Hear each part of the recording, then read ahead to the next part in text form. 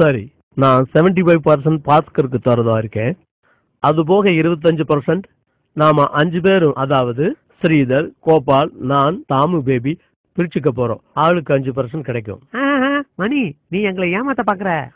25% 5ஆ பறிச்சா ஒவ்வொருத்தருக்கும் 5% இல்ல 14% கிடைக்கும் இல்லையா? அதானே வரும்.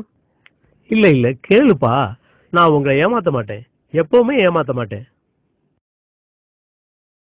இரு நான் போட்டு காட்டுறேன். இந்த பாத்தீங்களா, 25 5ஆல வகுத்தா 5 வரும். 5 2ல போகாது. 5 25ல 5 தடவை வரும். புரிஞ்சதா? தப்பு மணி, நான் கணக்கிட புலி. எங்கிட்டே வா, நான் போட்டு காட்டுறேன் பாரு. 5 25 5 2ல போகுமா? போகாது. போகாது. 5 5ல ஒரு தடவை போகும். இப்ப 2 சும்மா இருக்கு, அதை கீழே கொண்டு வந்துடுவோம். 5ஆல 20 வகுத்தா 4. கணக்கு இப்படி போடணும். 25 5ஆல வகுத்தா 14. ஓ நோ, நான் உனக்கு புரிய வைக்கிறேன். இதோ பாரு, 5 5 தரம் 5 5 5 25. பாரு, நல்லா போட்டாரு கணக்கு.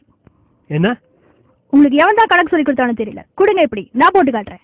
14 5ஆல பெருக்கினாதான் 25 வரும். 5 × 4 20. 5 1ஆல இன்ட்டு பண்ணா 5, மொத்தம் 25.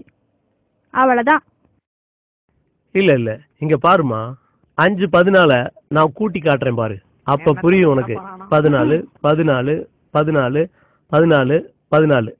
இப்ப கூட்டி பாரு, சரியா வரும். நீ சொல்றது தப்பு, நான் சொல்றதுதான் ரைட்டுன்னு நீயே ஒத்துக்கோ பாரு. 4 8 12 16 20 21 22 23 24 25. அது கணக்குல ஏதாவது டவுட்னா என்கிட்ட கேட்டுக்கப்பா. நல்ல வேலை ஏமாத்த தெரிஞ்சாங்க. அடச்சா.